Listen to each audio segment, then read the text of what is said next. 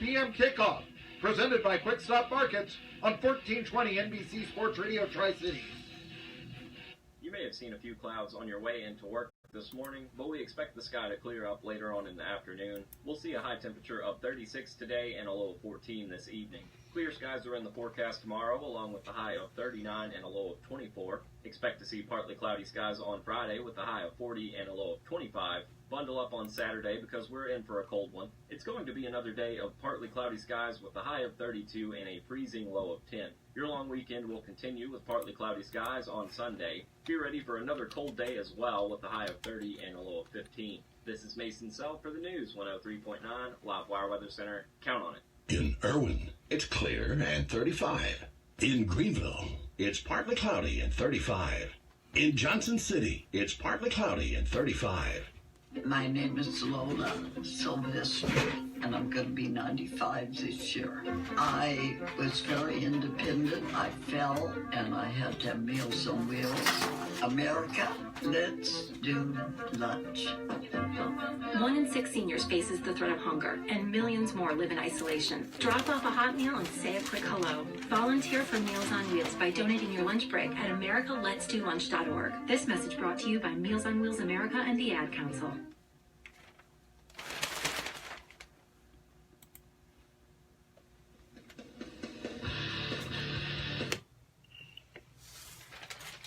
I love that heavy metal liner. What do you think? In a few, I will be assuming, and find it, I'll be telling you what football games you'll be watching on Sunday. Last time of the year we do this, because it's the last NFL weekend. There's no Sunday night game, which a lot of people are saying, see that? That shows you the NFL is down. Actually, football games, remember they won the college football playoff on December 31st, and I thought it was a great idea, but the thing is everybody's out partying. That young male demographic that otherwise would be watching football, they're trying, to spike the punch, so to speak, at, a New Year's Eve party. They've got the noisemakers out. That's the silly hats. They're learning the words to Old Lang Syne. So anyway, the point being with that is that you've got a circumstance now where the football game, the NFL realizing this, they decided, you know what, let's go back to the old-fashioned way. And so they will not close out with a primetime game for the first time since 1977, which was surprising to me because I would have thought, well, wouldn't Monday Night Football have been the last game of 1977 season? I mean, it debuted in 1970, but I guess not, for whatever reason. I always remember Monday Night Football on the last game of the year, and sometimes that having playoff implications. I can remember Dan Marino knocking out the Dallas Cowboys for the playoffs. I can remember the Minnesota Vikings knocking Cincinnati out of the playoffs. Yes, that seems to be a long time ago, huh? It was, trust me. And Dwayne Woodruff, who is a Steeler veteran, the Steelers made the playoffs because the Bengals had lost, you see. And they had a camera in his living room. And what his daughter Niecy was there. His family was right there. They're watching a game. And, oh, great, we get to make the playoffs, all this, and so on. And somehow I got a picture of that event. Are you familiar with the Ladies Classic, the Greene County Bank Ladies Classic down in Greenville? Are you familiar with that? One year, Niecy Woodruff actually played in that tournament. A few years after she'd been on TV like this. I had the picture out there and, brought it to Dwayne Woodruff. They had a ball. They loved seeing this. You remember this. This is great. And so that was just a fun time that I can recall. And taking it local. But yeah, that was a game that ended in prime time in the NFL. Now, this week, it's like, I guess, before the merger, before Howard Cosell was a household name when he was just doing radio reports, and speaking ill of Casey Stengel on Mets pregame shows. And by the way, my friend Tracy Staller from Wise, who just passed away, he once told me he loved Howard Cosell back in the day. He loved it. They covered the Mets when he played for him, got to know him, loved Howard Cosell. I love that story. I love that story, And Anyway, what we're going to be talking about here. So there's no primetime game. And in the next break, we'll tell you what games you will see this Sunday at 1 and 4 p.m. with the playoffs on the line. And playoff games for, de facto, many teams. I mean, I suppose that if the, Titans lose to what ought to be the second stringers of the Jaguars, and I really think the Titans could end their 3-game losing streak and win that game, and the Chargers and the Bills all lose as well. Yes, the Titans still make the playoffs. That's not the way you want to make the playoffs. You don't want to lose to the team that you've got to play the next week in the playoffs. That's not what you want, especially when that team is going to be playing second stringers. I'm still waiting to hear official word if Chad Henne and Chris Ivory, but I will be stunned if they are not the guys in the backfield. Jacksonville is a third seed locked up. There's nothing they can do. There's no way they can get out of the third seed. They cannot. If they lose and the Chiefs win, they still get the third seed. That's the way it goes. Anyway, Tri-City Sports. Now, talking a little bit about some of the bowl games, and yes, I found many of them to be meaningless. However, a couple of interesting things. It might have been a historic note. Bill Snyder may have coached his last game. Josh Rosen has played his last game in all likelihood for UCLA. Although there are some reports that he will return to UCLA because he doesn't want to get drafted by the Browns. Likely first-round pick in the draft. I don't blame him for sitting out, but you got to think it was a major factor for Kansas State to beat UCLA 35-17. Again, when you're picking bowl games, look for the team that has something to play for. I mean, they all have something to play for in the college football playoff.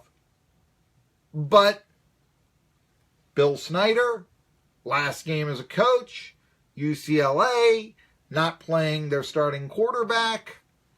Who had something to play for yesterday? Bill Snyder, and he's never really been all that chatty. I mean, let's face facts. But he was asked, would he come back? He's going to be 79. He wants his son to replace him at Kansas State. Tennessee fans ought to like Bill Snyder. He didn't like John Curry. Here's what Bill Snyder said about coaching at age 79 next year. I have no idea. We'll talk about it later on. Short and sweet, but at least a little bit happier than Bill Belichick, huh? Don't you think? By the way, another guy, speaking of Tennessee and John Curry, I'm not sold that Tennessee is better off with Jeremy Pruitt and Phil Fulmer than they would have been with Mike Leach and John Curry. Mike Leach is prepping Washington State for their Who Cares bowl game against, let's see here, Michigan State, Mark D'Antonio. Okay, Michigan State, not the program they were a couple of years ago, but still, there you go. Now, this is why I love Mike Leach. Most coaches will say, we need these bowl games because the NCAA allows us to practice more when we make a bowl game. Gives us extra practice. To which I say, poppycock. Look, if you don't have it by December, you're not going to get it. You don't need to be doing drills, full contact or otherwise, in the cold of December to get ready to play a bowl game against Michigan State. However, Mike Leach, you know what? He agrees with me. It's always kind of been that way. Part of it is you've been through a whole season, and so, you've had other practices too, so you're reasonably polished up. There are some time lapses, which always makes you nervous, but no, we've always cut back a little. So less practice for Mike Leach. It makes so much sense. John Robinson. I remember one time he said, at this point of the year, a day of rest is as important as a day of practice. Get those bumps healed up. Let's go in healthy for our playoff game. They know what to do. That was John Robinson, and his entire offense consisted of giving the ball to the running back, so It's not like it had really complex play. They'd pretty much gotten the sweeps and the traps down by that time. Anyway, there's something to be said for that. And I remember John Robinson saying this, and that's when he was coach of the Rams. And he had given his team 2 weeks for a playoff game. It was actually this good dates me. It was Tom Landry's last playoff game. And he gave the Rams 5 days off in the 2 weeks leading up to a playoff game. Playoffs, yeah. Rams won 20-0. Says something, doesn't it? Says a lot. There you go. I mean, come on. So like I said, I love Mike Leach. The question is also, though, speaking of practice, Jason Witten is saying that he would like to return for a 16th year, but will he? Could this be the Elizabethton native's final NFL game? As the Cowboys go for a winning record, and I think they should go for a winning record. I'm not big on, you want to lose this game, you get a higher draft choice. I think that the draft order that you'll get at this point, what point in the between 10 and 20, doesn't really matter that much. I really don't. And I think that it becomes even more infinitesimal. Is that a word that I'm using? It becomes even less important as the rounds grow deeper and deeper. You get by that time the player you want. I think that, you are looking, I've always felt that it is better for the team to start from a higher level and draft a little lower than it is to start from a lower level and draft a little higher. I mean, it's nice if you're the Dallas Cowboys. You're on the cusp of great things. You get the number 1 pick. You draft Tony Dorsett because you trade for it and you win the Super Bowl next year. That's wonderful. Doesn't happen that much. You really want to trade places right now with the Cleveland Browns? I don't think you do.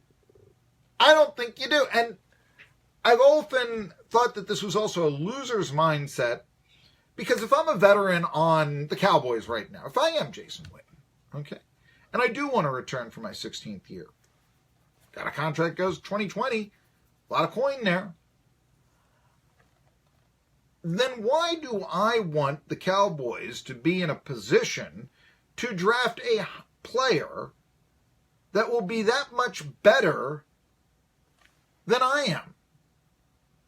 From veteran tight end, Cowboys are drafting with a 9-7 mark, 15th or so. Just throw that out. Then the player that they'll get will probably be about 3 spaces less than the guy that would be 12th. Well, that makes it that much easier for the veteran on the 9-7 team to return in 2018. They all want to keep their jobs, come on.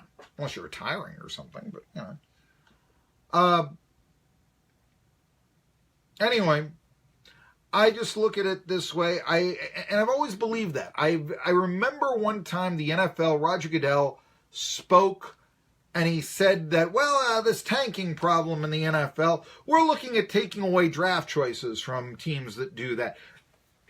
I would imagine at that point, it's like, tank then! Tank! That's the absolute thing that they would love. Take away draft choices, fewer players coming in to take my job, and I get a day off. Absolutely, let's do this. Yeah! That's not the way you want to combat the problem of tanking. That said, I don't know if the Cowboys will tank. As I said, they've got something to play for, a winning record. I know they get paid either way. They've got the Eagles. You heard the promo. There is a lot of bad blood, most of it from the Philly side. Eagles have already clinched number 1 berth.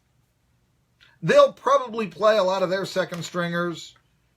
Will they play Nick Foles? I mean, it looked like he needed the work when he played against the Raiders, let's face it. But then again, he's the quarterback of record now with Carson Wentz out. It's an intriguing game. How it'll be played, the rivalry, and you'll hear it here on 1420 NBC Sports Radio Tri-Cities. But will you hear it only on the radio, or could you watch it from the comfort of your home and then, listen to Danny White give his color commentary with the sound turned down. I'll tell you when we return on Tri-City Sports Now.